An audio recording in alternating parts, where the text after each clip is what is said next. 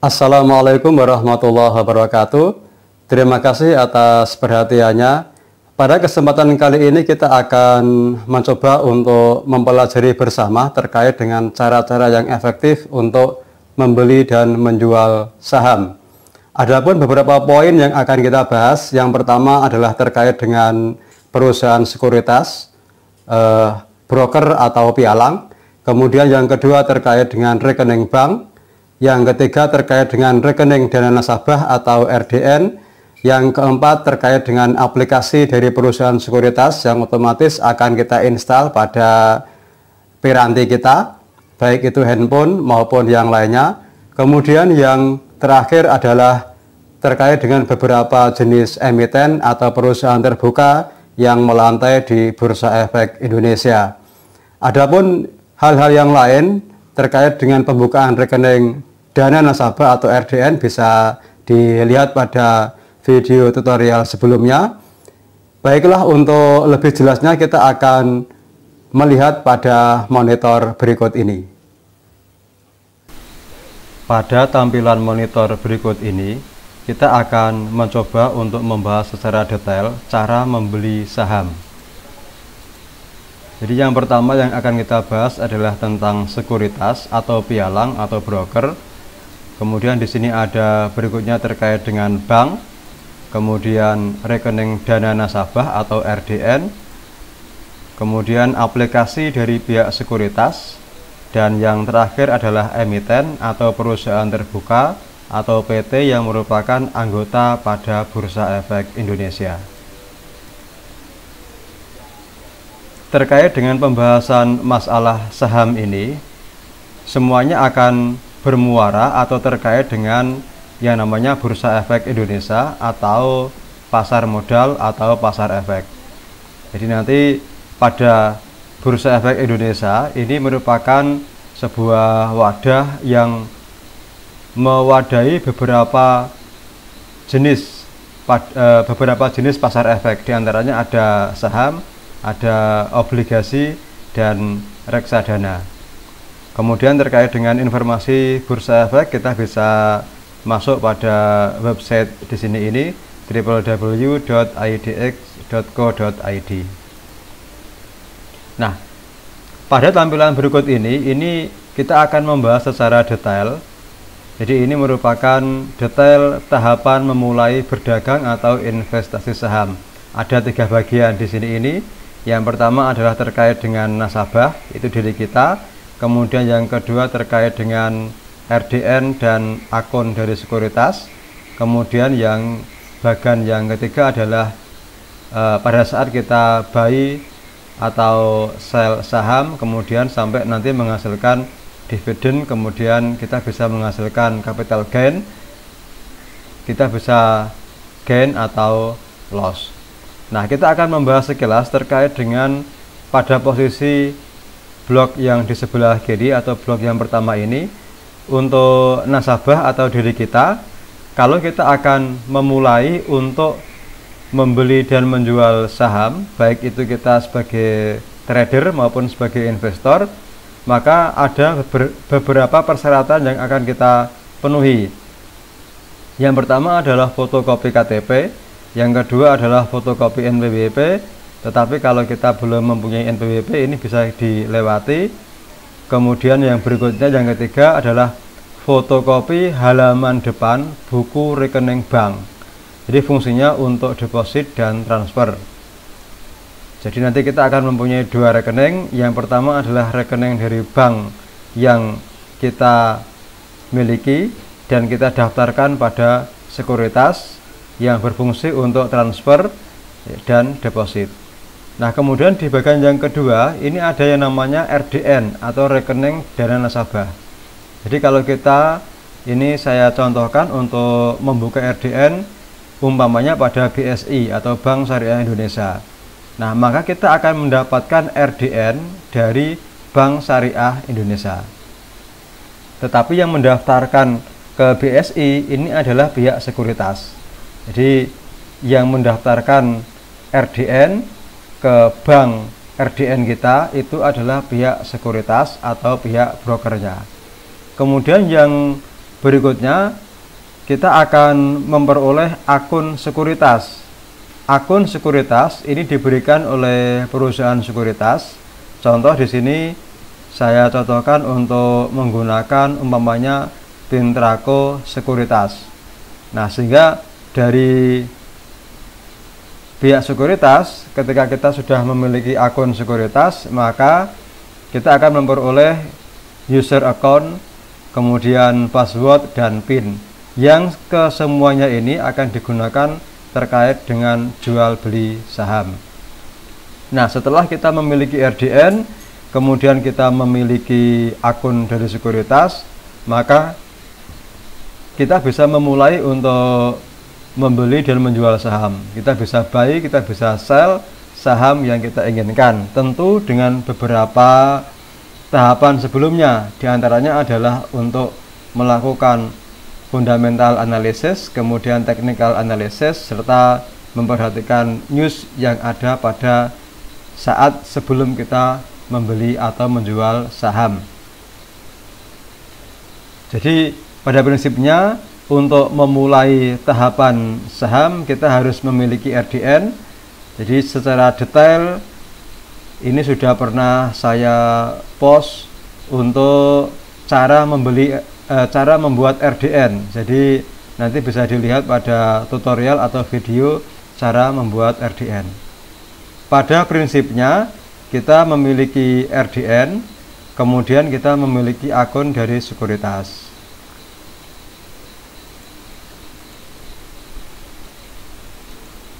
Nah, tadi di awal kita sampaikan bahwa kita harus memiliki rekening bank.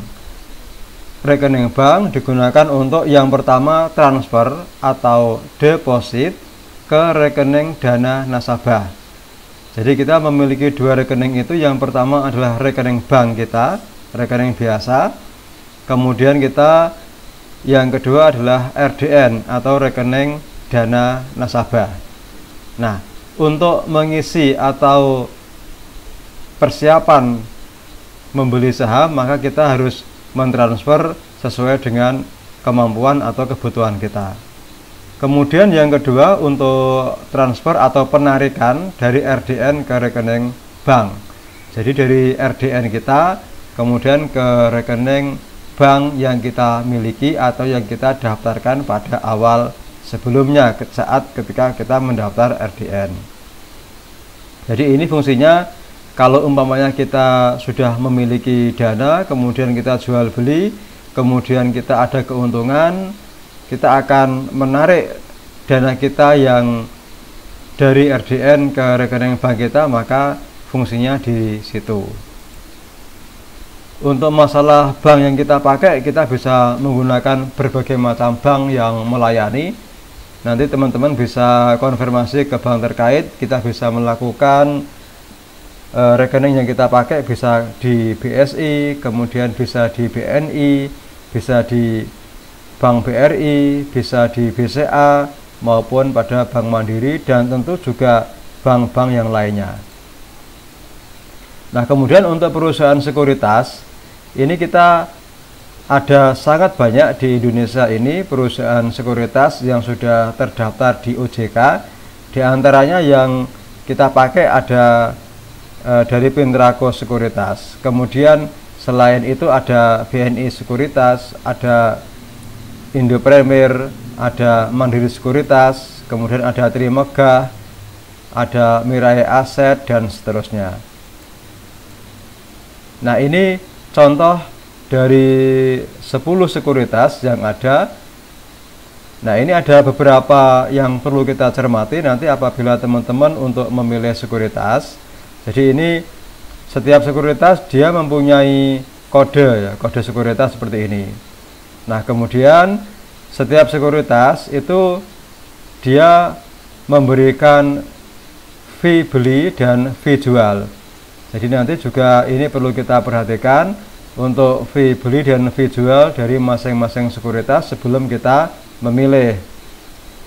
Contoh pada Indo Premier ini untuk setiap kita pembelian saham, maka kita akan dikenakan fee beli 0,19%. Kemudian kalau kita akan menjual, maka kita akan dikenakan fee jual sebesar 0,29%.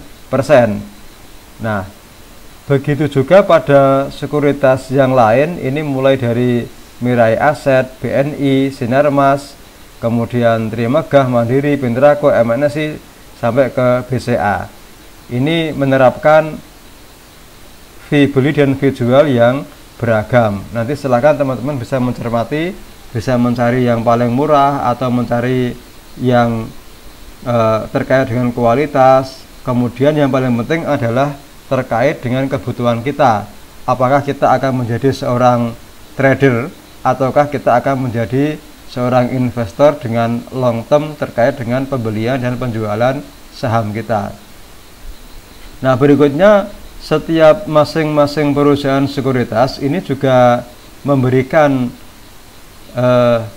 batasan minimal pada saat deposit awal. Jadi kalau yang ada saat ini seperti Indo Premier ini deposit minimal 100.000. Kemudian untuk Mirai Aset ini ada 10 juta untuk masyarakat umum, kemudian 3 juta untuk mahasiswa.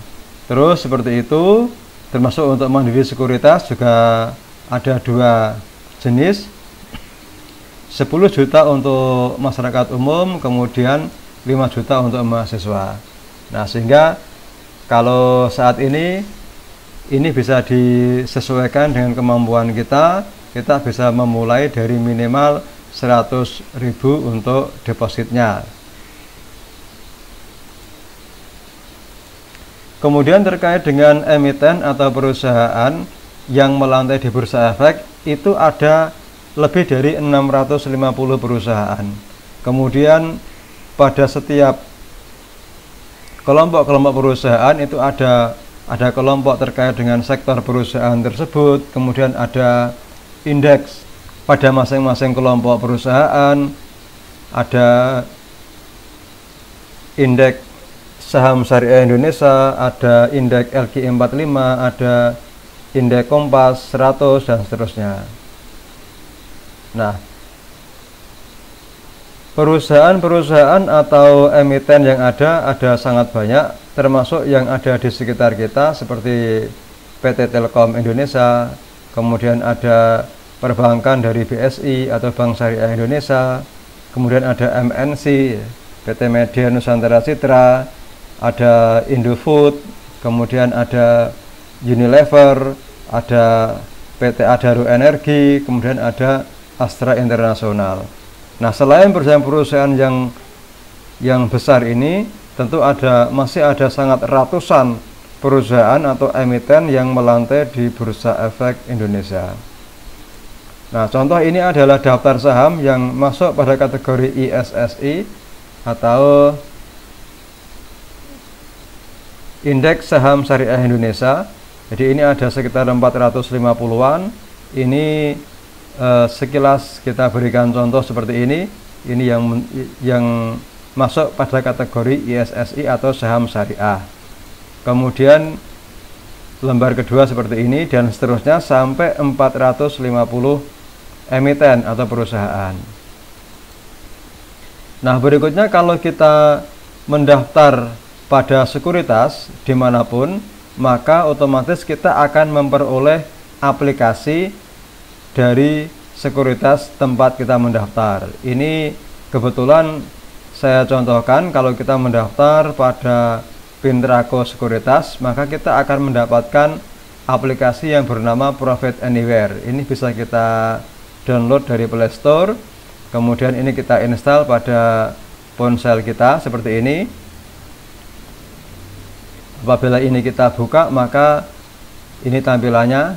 Jadi kita akan diminta untuk memasukkan username dan password. Username dan password ini sudah kita peroleh pada saat kita mendaftar pada sekuritas. Username dan password ini sudah kita peroleh pada saat kita mendaftar pada sekuritas di awal tadi. Setelah kita memasukkan username dan password, kemudian kita sign in. maka akan muncul halaman utama seperti ini. Jadi kita ada 3 bagian, 3 menu utama. Yang pertama adalah menu portofolio, kemudian yang kedua adalah menu market info, kemudian yang ketiga adalah menu tentang account.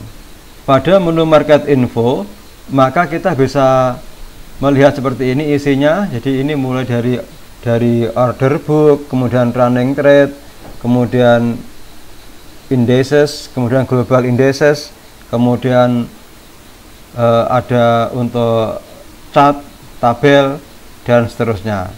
Jadi kita bisa mengetahui dan menggunakan masing-masing submenu yang ada pada market info di sini. Berikutnya pada account kita akan muncul seperti ini. Jadi ada nama kita, kemudian ada RDN yang kita pakai. Jadi kebetulan ini saya menggunakan RDN-nya adalah Bank Syariah Mandiri. Nah, sehingga nanti ada data terkait dengan diri kita, yaitu ada RDN, kemudian ada bank account, ada email dan sejenisnya. Nah, berikutnya kita bisa mencermati di situ ada menu untuk pembelian. Contoh ini kalau kita buy ya, untuk beli saham pada PT Telkom dengan kode TLKM. Ya. Jadi harganya berapa dituliskan di sini, kemudian nanti kita akan membeli berapa lot dan seterusnya. Juga terdapat menu sell untuk menjual. Jadi kalau kita akan menjual saham, maka kita juga menggunakan aplikasi melalui Profit Anywhere ini. Ini untuk contoh kalau kita form menjual saham. Kemudian berikutnya ada portofolio. Jadi kita mempunyai saham apa saja. Ini kami contohkan seperti ini. Jadi nanti ada penjelasan dan ada ringkasan dari seluruh equity yang kita miliki, seluruh modal yang kita miliki. Kemudian juga dilengkapi dengan stop loss dan trailing stop. Jadi stop loss itu untuk mendesain atau men-setting agar saham yang kita miliki tidak terlalu loss jauh ke bawah sehingga kita batasi. Kemudian trailing stop ini untuk mentargetkan kita akan menjual pada angka berapa, sehingga pada trailing stop ini untuk memanage supaya target penjualan kita bisa tercapai tanpa harus melihat secara terus-menerus. Kemudian setiap kita pembelian maupun penjualan, maka akan ada order status. Jadi ini yang akan bisa memberikan report pada saat itu kita membeli atau kita menjual dengan harga berapa lot, dan kalau sudah match seperti ini berarti sudah selesai. Nah, berikutnya setiap pembelian dan penjualan kita setiap hari itu akan ada trade confirmation dari pihak sekuritas. Jadi pada hari itu kita melakukan transaksi apa saja, kita buy, kita sell, dan seterusnya. Nah, pada saat kita buy maka akan ada report atau laporan secara detail, emitennya apa saja, kemudian kita membeli berapa lot, harganya berapa, dan seterusnya, sampai pada biaya administrasi, kemudian ada pajak, kemudian totalnya berapa. Nah, nanti akan dikumpulkan buy itu apa saja.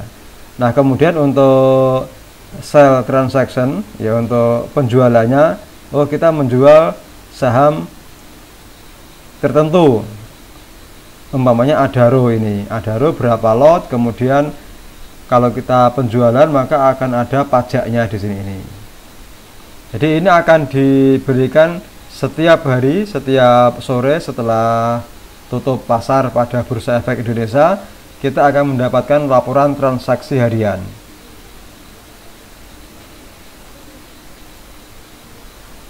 Ini sama dengan hari yang berbeda.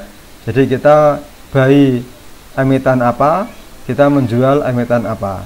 Ini dilaporkan secara rutin setiap hari. Juga setiap bulan akan ada resum dari seluruh transaksi yang kita lakukan, penjualan maupun pembelian saham. Jadi teman-teman tidak perlu khawatir kira-kira untuk rekapannya seperti apa, mengadministrasikannya seperti apa. Nah, tentu dari pihak sekuritas dan pihak perbankan sudah merekap dan memberikan report kepada kita.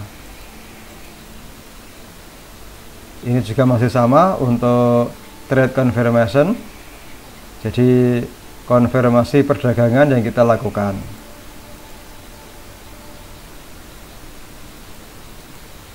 Nah, berikutnya kalau kita memiliki atau memegang atau membeli saham-saham tertentu, kemudian perusahaan akan melakukan RUPS LB umpamanya, maka kita pun juga akan mendapatkan undangan karena kita sebagai pemegang saham. Jadi undangannya via email seperti ini. Nah, ini undangan untuk RUPS luar biasa. Baik, jadi ini teman-teman sekalian sekilas terkait dengan secara global bagaimana kita bisa membeli saham, bagaimana kita bisa menjual saham. Semuanya sudah ada sistem yang ada di Bursa Efek Indonesia. Tentu untuk berikutnya pada video atau tutorial terkait dengan analisa fundamental, analisa teknikal, kemudian pensikapan kita terhadap news dan sebagainya akan kami buat pada video-video berikutnya. Baik, terima kasih. Wassalamualaikum warahmatullahi wabarakatuh.